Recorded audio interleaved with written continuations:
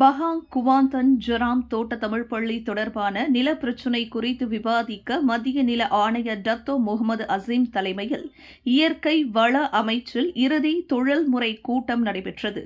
இக்கூட்டத்தில் ஜெராம் தோட்ட தமிழ் பள்ளிக்கு 3 ஏக்கர் நிலத்தை 30 வருட குத்தகை காலத்துடன் நீட்டிக்க மத்திய நில ஆணையர் ஒப்புதல் தெரிவித்துள்ளார் என மலேசிய தமிழ் கல்வி இயக்கங்களின் கூட்டணி ஒருங்கிணைப்பாளர் மு. வெற்றிவேலன் கூறினார்.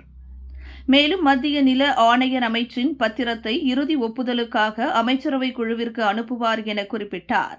அமைச்சரவை அங்கீகாரம் கிடைத்ததும் 3 ஏக்கர் நிலம் மற்றும் குத்தகை காலம் குறித்த அதிகாரப்பூர்வ அறிவிப்பு கடிதம் ஜெராம் தோட்ட தமிழ் பள்ளிக்கு ஒப்படைக்கப்படும்.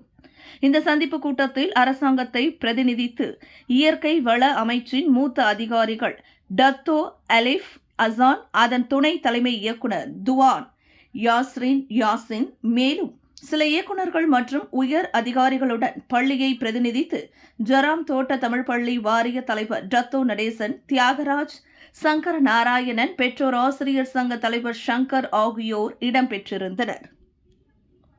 விலையில் மேலும் செய்திகளை தெரிந்து கொள்ள கீழே இருக்கும் பெல் பட்டனை அழுத்துங்கள்.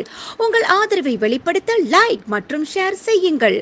தொடர்ந்து விண்வெளியுடன் உங்கள் பயணத்தை தொடர்ந்திருக்க சப்ஸ்கிரைப் செய்யுங்கள்.